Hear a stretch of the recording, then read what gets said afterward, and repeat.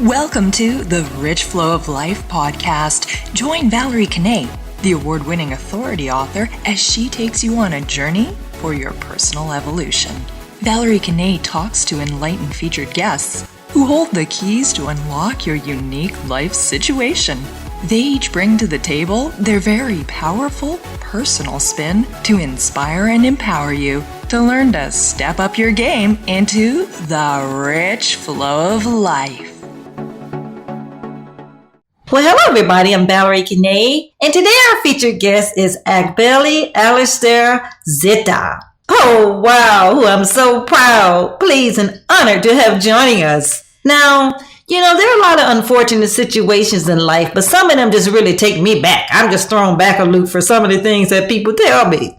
So out of his own dire straits, Alistair has written a book, and I'm going to tell you just a little bit about him before I get into the meat on the bones, because Abigail is known as the Council Tax Painkiller. So here's a little bit of background. Now, because of his situation, and we're going to get to that in 1 second, he has worked in the audio-visual production and equipment design and all this kind of technical support for the past 12 years. And he's a single father of two boys, adolescents. And he's led a very diverse life. Let's just put it at that. But let's get back onto the serious note of things of why we're really here and why we call him the Council Tax Painkiller. Because what happened with him is so unique that I'm going to let him explain it himself on what happens. But this is in the UK,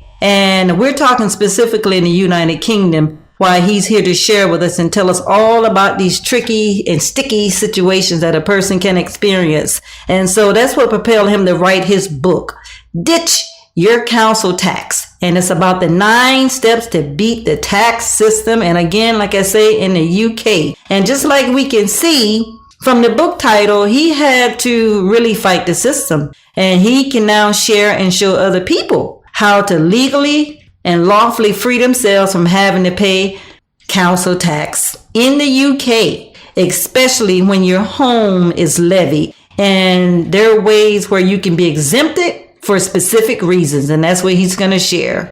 And then the other thing, I'm going to call him Alistair by the middle name. Alistair has said he was harassed, and he had so many attempts and just bogus ways by local authorities to bully and just try to do everything really, just uncouth, so to speak, in regards to paying council tax. So he brings his experience, he brings his personal knowledge, and study research to provide a means to teach people how to stand on their own 2 feet and duke this thing out like he did and emulate, if not yet copy, his victories. So on that note, we're going to learn all about this from the Council Tax Painkiller, Agbeli Alistair Ziddah. Welcome to our program. Hey, thank you so much. Thank you so much for having me on your show. I've been listening to some of your other interviews, and they're awesome. Thank you so much for having me. Thank you so much. It's been a long time in the making for you and I to talk together about this thing, because this book is forthcoming. And I know in the UK, this is a real prevalent situation about this whole tax thing. So we're primarily talking about homes on this podcast, but this can be for businesses too. But we're going to be specifically and talking about homes. So how come, Alistair, is the council tax? Is it lawfully avoidable if everyone is required to pay it? In one word, yes, it's very, very lawfully avoidable. Simply because, and that's simply because of the way the law works in this country. What we call law, from the layman's perspective, is actually 2 parts. One being common law, which is the oldest part of the law of what we look at as law in the UK. We're talking the last 800 plus years. And there's Acts of Parliament, which is legislation, basically. Now, common law applies to everyone, from Her Majesty the Queen right down to me. It applies to everyone, and no one can escape it. Legislation, on the other hand, only applies to certain sections of society. Obviously, it depends on what that legislation covers. It will apply to some people and not to others.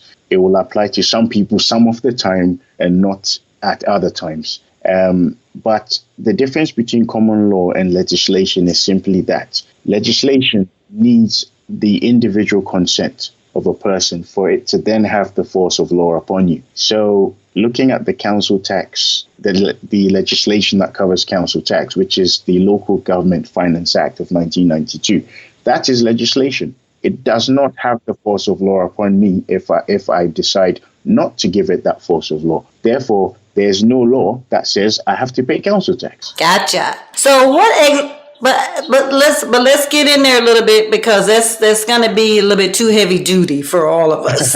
Okay, because that gets in there. You studied, so you know this, and it has become natural for you. So let's stop it right there and jump right onto what happened to you to bring you to the point of writing this book. Well, after I had my own little run-in with my local authority. I mean, they got me summoned to court, to the local magistrates court for non-payment of council tax at a time when I was going through a period of unemployment, and being a single parent made it even harder. So the night before I went into court, I suddenly decided, as far as I'm aware, I'm going to fight this thing as best I can, but I might lose. So whether I fight and lose or whether I just go and get slaughtered, as far as I can tell, very likely I'm still going to lose. So I'm going to put up a fight and see how far I can get. So I did a little research that night before I went in, and I started finding out so much about how the council tax system really works. And it's just one big sham. So the next day I went in and I actually asked certain questions and made certain statements. And lo and behold, they actually withdrew the case against me.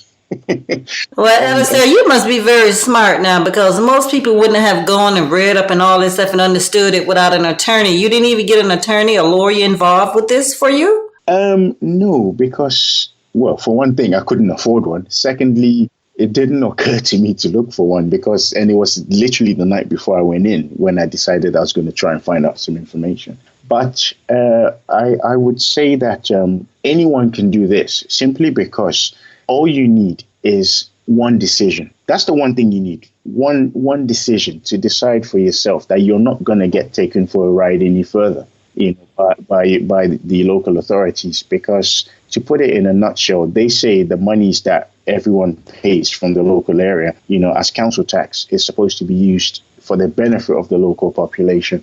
But it doesn't really happen that way. It instead goes on really badly thought out projects, which are implemented by the councils, the local authorities. A lot of this money is not really accounted for. Even the government actually gives an accounting for its spending every year. The local authorities do not give an accounting for the council tax monies that they take in every year. And how can a government be accountable and the local authority not be accountable? There's a huge discrepancy there for me. Huge discrepancy. But now what I'm getting from this is that you say anyone really can do what you did to free themselves from this tax. And based on what you're saying, the monies get appropriated the way they do. That's a whole nother legal thing. We're not going to get involved with that. But why do you feel, Alistair, that anyone can do this? Because I was just an ordinary person. And I decided I was going to stand and fight. Anyone can stand and fight. As long as you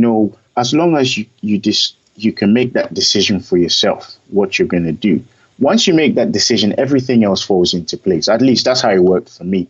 And for a number of people I've actually worked with on this, over the last 14 months or so. And each of them had to make that decision that they were going to fight this. Of course, I was there to walk with them through it. So it made it a lot easier for them. But it's still, it's a process that still requires you to make a decision and draw that line in the sand. When you do, you find that courage to be able to do this, because it does involve stepping into a courtroom. Oh, okay. And so now I know it got kind of roused about with everything happening, because I mean, there was a lot of stuff that went down It wasn't just like easy, like just stepping up there and going and, and taking care of things as you went through this process. What is all this business about getting arrested by the police on separate occasions? You went to court. I mean, come on. It just got roustabout. Tell us about that. Yeah. Well, on two occasions, I did have police officers come and, should we say, try to frighten me. The first occasion was when I was fighting my own case. That was quite simple because they only came and literally dragged me out from the courtroom after I had, shall we say, taken control of the court and made the magistrate abandon the court, his own courtroom. So then, because the way the law works, I then became the most powerful person in the court, shall we say. And I took control of it and declared the case dismissed. And that's when they called the police in. They couldn't really, they had no grounds to arrest me, but just so that they could, shall we say, get this rebellious person out of there and not infect anyone else. They literally just put their hands on me and dragged me out. They wouldn't say why they laid hands on me. But when we got outside of the courtroom, of the court building, that was it. They let me go. The second occasion, and that was literally a 5-minute thing. The second occasion was a lot more drawn out because after the magistrates abandoned the court, and I was a lot more prepared this time because it was about a year later, they called the securities personnel couldn't get me out because there were certain common law boundaries they couldn't cross. So the police eventually took me out, put the cuffs on me, but they couldn't actually say why they were arresting me. One of them did mumble contempt of court. And when I challenged that view and with certain information that I gave them, he realized that I knew what I was talking about, and he dared not open his mouth any further. But they still did take me down to the police station. They didn't charge me because they had no grounds to arrest me under any law. So they took me into a cell, took the cuffs off, sat me down in the cell for about 5 minutes. They didn't shut the cell door. An officer stood in the doorway the whole time. And then they turned around and said, "Oh, we're going to let you go because the magistrates have requested that we release you." And I was like, "Okay, so what next?" And they're like, "Yeah, we're gonna let you go. You just leave the station and go away." And I'm like, "No, I'm not going to leave the station. You drove me here halfway across the city. You're going to drive me back, and I'm not going back to the court in the van. The vans are horribly uncomfortable." So they committed to drive me back in a car.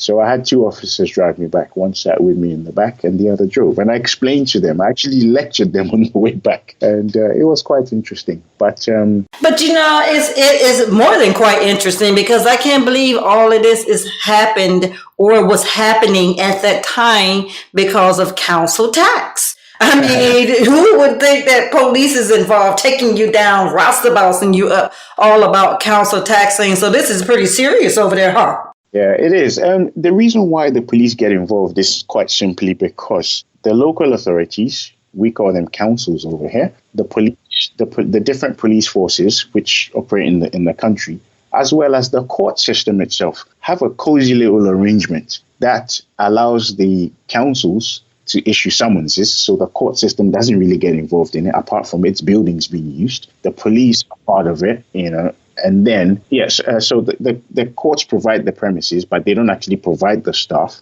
So whatever happens there is just purely counsel. It's nothing to do with law. It's a sham. It looks like real proceedings, but it's a sham. And the police are part, and it's all sanctioned by the government. So they know about it over in Westminster. The MPs all know about it, but they will not come out and officially admit that this is something that they know about and have set up. It's really it's very strange. I mean, 3 or 4 years on since I started dealing with this issue, I still marvel at the craziness of it. And how long ago has this occurrence occurred for you? When was this? Sorry, you mean when I had my own case? Yeah, when was your case? Oh, that was a year ago, actually. When I actually my final appearance in court was a year ago. Literally a year ago this month. Okay, very cool. And so, this is the kind of thing that a lot of times, and things happen like this in our life, and you're just at the lowest point in all of this, and then you're like, oh my God, here's another thing that's happening, and now you get into all of this, and you find out that the taxation system is just, like you say, it's just craziness. It's really craziness. So I can't think of a better word. Right. So out of that sort of experience, what, Alistair, would you like to see happen to the council tax system there in the UK? What would be ideal for you to live through in your lifetime to see happen there? I would be very, very happy, if shall we say, sweeping change, is implemented in the council tax system, because it really is needed. I mean, to put it simply, you can have someone who earns, say, £16,000 a year who has to pay something like £100 worth of council tax each month. That's £1,200 each year. But you can have someone who earns £250,000 a year who has to pay something similar for a 6-bedroom house, depending on where in London, for example, they might be, while the person who has to pay that £100 a month may be living in a 1-bedroom apartment. It's crazy. And the system is so shadowy. We don't even know what the councils use that money for. We don't know how those rates are calculated for each individual home, So the system really needs to be changed in order to be fairer, and it needs to be a lot more transparent. And I would like to say as well that I have never been against paying council tax, but simply because of what the monies that are collected are supposed to be used for, which is the benefit of the local population, and it doesn't really happen like that. So if the change is brought in, that money would be used in some ways that would just literally lift a lot of people out of some pretty dark places where they are. A lot of kids would have there'll be a lot more facilities, for kids, among other things, in the local areas. So such change would be a godsend for the whole country. I pray I live to see it. Wonderful. So on the lighter side of things, as our time is winding down for this program, I noticed that in your book that's up and coming, that your sons' names are in the first 2 chapters of your headings. Why is that, and how do they feel about it? Do you know what? First, I have to go.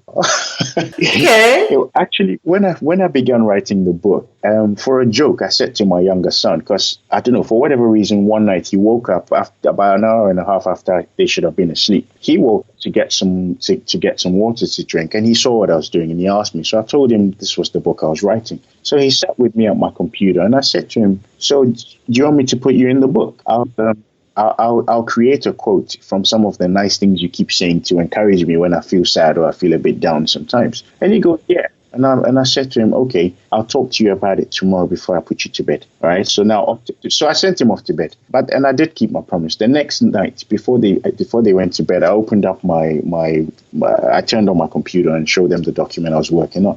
And I decided I'd put quotes at the beginning of each chapter, depending on what the chapter was about. I chose the quote. So I put my first son's name at the beginning of the first chapter, and I attributed a quote to him, which was a lot of the time based on stuff I used to tell him to try and encourage him.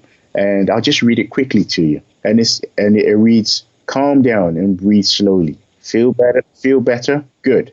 Now find your courage." And I've put his name under it as Kanay Ziddah. And my younger son, I put at the beginning of the second chapter, and his quote is, "You have the courage.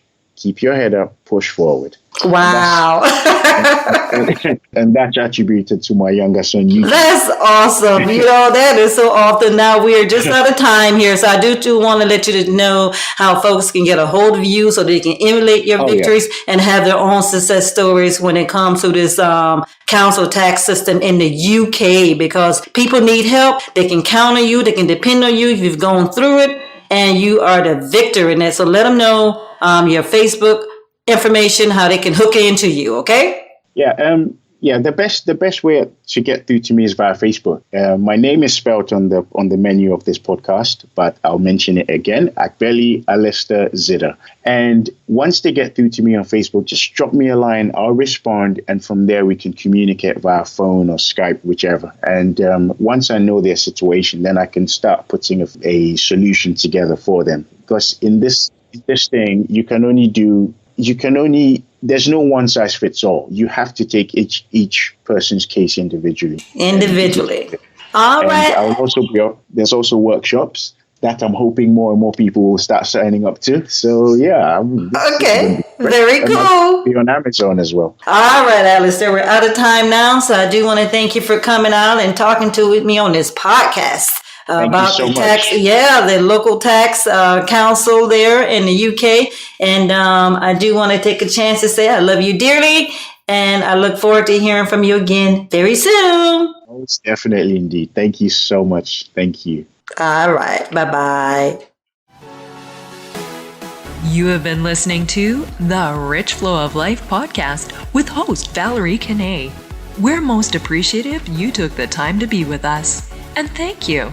For more action, go subscribe to Valerie Kanay Talks YouTube channel and like us on Facebook at Valerie Kanay Talks and follow us on Twitter at Valerie Kanay. Until next time, we love ya.